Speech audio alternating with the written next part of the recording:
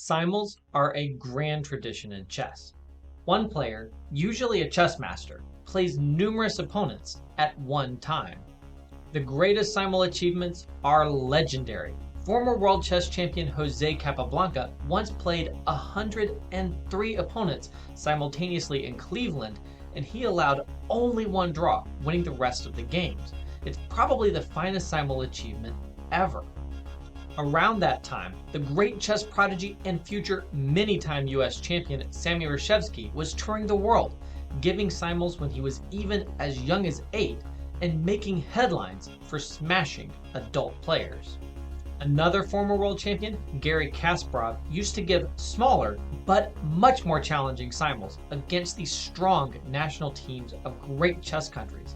His best record was against the national team of the Czech Republic, and he scored an amazing 7 points to only 1. In my personal opinion, the greatest simul record was set by Timur Gureyev, who played 48 games blindfold.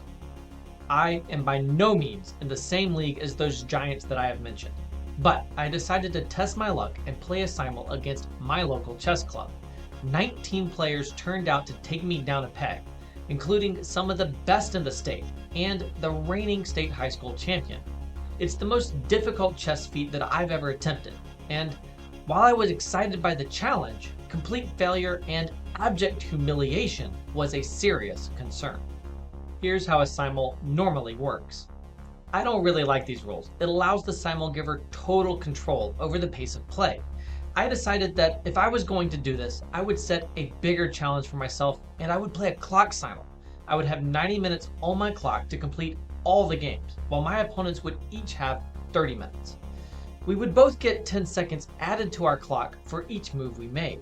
I did the math, and I thought I could do it, but my biggest fear was certainly that 90 minutes would end up not being enough, and I might just forfeit on time in a host of games.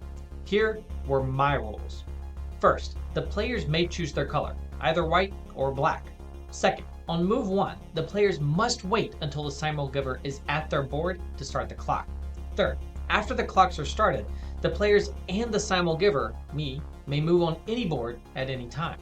Fourth, the players must play touch move, but the simul giver may play by clock move. Fifth, the players must take notation, recording the game moves. Sixth, and finally, the simul giver may request that all clocks be paused as needed for breaks in play or to consolidate the boards. The biggest challenges I set for myself were, first, no rating limit. Second, I let the opponents take white. That definitely gives them some control and makes it harder for me to get some kind of attacking play or to finish the game quickly. Third, clock play really matters. It puts a lot of pressure on me. Normally, I don't have to worry about losing on time. I just have to keep playing and play well. Here, I have to play well and play quickly. These are unusual conditions in a simul, and in my opinion, they do all make my job quite a bit harder. I also think there's an element of fun they add as well. Also worth mentioning is the physical challenge. The players get to be seated comfortably for the 2 or 3 hours of play. I, though, have to be moving around the room the entire time. I'm walking multiple miles across the course of the simul. It's both physically and mentally exhausting. The field was tough, with most players being at least solid to strong club players. If I blundered and dropped a piece, or worse, they were all capable of punishing me. With all that said, let's meet my opponents and dive into the games.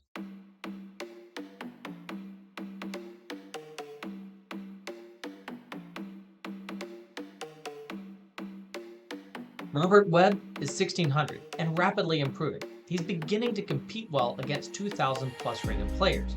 He also runs after-school chess programs.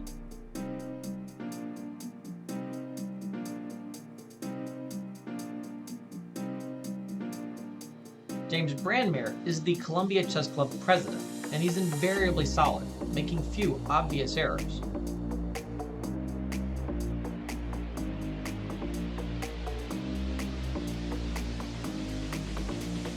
After this simul, Mark Ritchie defeated another master in a simul.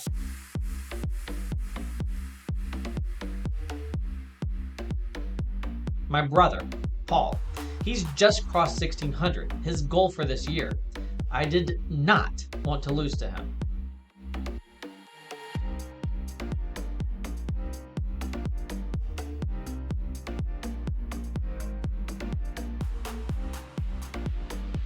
Daryl Hartman was the hustler in the field. I did not know him, but after the event, I found out he's a former chess expert, and he was the second highest ranked opponent that I was facing.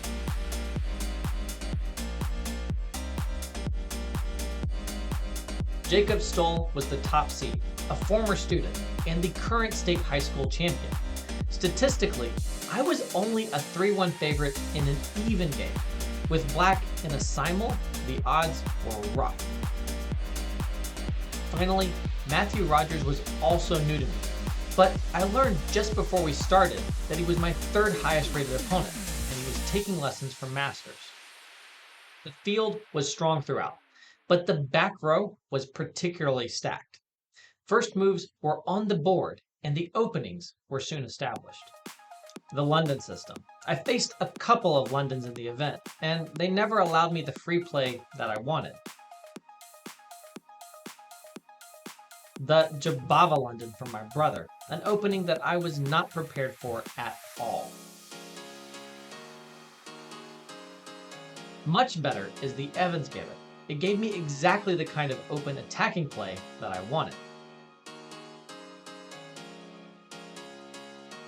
With black against two of the top seeds, I knew they would have studied my online games and would know my openings. I was right, as after the event Jacob revealed that he had prepared for hours, but still, my decision to mix things up put me in unfamiliar territory. I was soon worse, much worse. An opening highlight.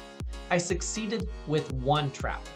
Bishop to d6 is met by bishop takes e7, so my opponent allowed me to capture a piece and set up my first victory. With the openings out of the way, the ruling struggles really began. I got my first brilliant move in. Granted, it was pretty trivial as the piece sacrifice cannot be accepted, but it still felt good, and I gained a big advantage in this game pretty quickly.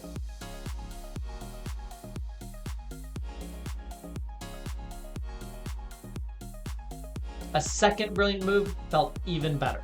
I've had this position before, and I knew black would have a hard time defending.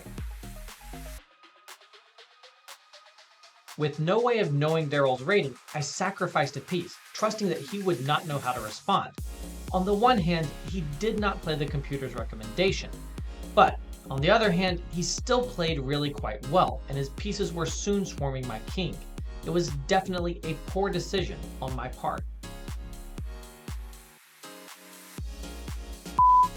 Robert's piece sack is probably winning. Again, my brother has caught me out with his Jabava London. I wanted to take his central pawn here, but then I realized he would trap my queen.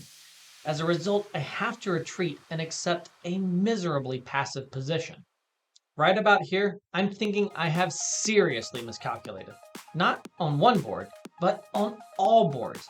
The entire notion that I could give a simul to 19 players with a clock with no rating limit and let them pick the color was totally wrong. I'm going to lose like half of these games and post a shameful record. I'm getting mated by Robert. I'm much worse against Jacob, Matthew, and Daryl. By now I've figured out that Daryl is clearly one of the best players that I'm facing, but it is far too late. In more than half of the games, I have no advantage, and the clock is ticking. And worst of all, I'm probably losing to my brother, who's played a London. Granted, he is pretty good, but he's my brother, and those competitive roots run deep. In a simul, every downturn feels rough, and it's really not possible to track how you are doing across 19 games in any one moment. There's nothing to do but keep playing and hope for some good breaks. My first victory. My opening trap pays off, and after some small fireworks, my opponent resigns this game. 2 in the books. I catch my young opponent in a back-rank checkmate, avoiding what I feared might be a long and time-draining endgame after an early exchange of queens. 3-0. Brian runs out of time, but the position is comfortably winning after my piece sacrifice in the opening. 4-0. Things are looking up as Austin miscalculates a trade of queens, and I emerge a piece ahead. 5. My opponent is relatively new to the game, and I'm able to stay ahead throughout this one. 6. This resignation was a shock to me and a huge relief. It felt like Robert could have crushed me with his attack, although the engine did reveal that I was pessimistic, and I had actually found some good defensive moves, although they had cost me a lot of time I needed on the other boards. He still needn't have resigned here if he plays Queen c1. My king is far too open to feel safe in a simul, but the turning tide had clearly daunted him, and I was relieved to escape defeat. 7. A pawn sacrifice in the opening allowed my pieces to flood in, and a double check had pocketed Thomas's queen, soon leading to this checkmate. 8. And no losses yet. A happy Evans gambit leads to my major pieces dominating the board against Ian. This proved to be my most accurate game in the event. 9. Charlie was my youngest opponent and is incredibly talented. In the game, she let me break through on the queen side against her London system, and while I didn't play anywhere near the best moves, it wasn't possible for her to come back. 10. Checkmate on the board. It took forever to break open the position against Michael in this Stonewall Dutch, but once he allowed me to open up my monster of a bishop, it became impossible to stave off checkmate. I was now on a perfect 10 out of 10 and riding high, but serious time pressure was setting in, and the remaining games were all very difficult. 10.5, a first draw. I was better at points in this game, but when I couldn't find a way to stop Harrison from breaking through with his pawns in the center, the game turned against me. In fact, Harrison was better in the final position, but I think we both misevaluated the position and thought White was fortunate to have a perpetual. With 8 games remaining and me close to forfeiting on time in more than a few, we stopped the clocks to consolidate the games to a single table. At least I no longer had to run around the entire room. 11. As we were resetting, I offered a draw to Matthew in a game where my extra pawn would just never be enough to win. I had been nicked for a second draw, but I was also still undefeated. 12. Paul also took the opportunity to resign without moving his board. I had been very lucky when he overpressed on the queen side, and my move queen to b3 caught him out. It wasn't just that the pawn on b2 was trapped, in fact, the rook was trapped. Any move would allow me to pick it up with a fork. I had converted mostly well after that. 13. Aryav had gone into the endgame with an extra pawn, but he made the fatal mistake of letting me activate my king. My monarch stormed in, and the queen side collapsed. In the final tally, my pawn promoted while his did not. A lucky break for me.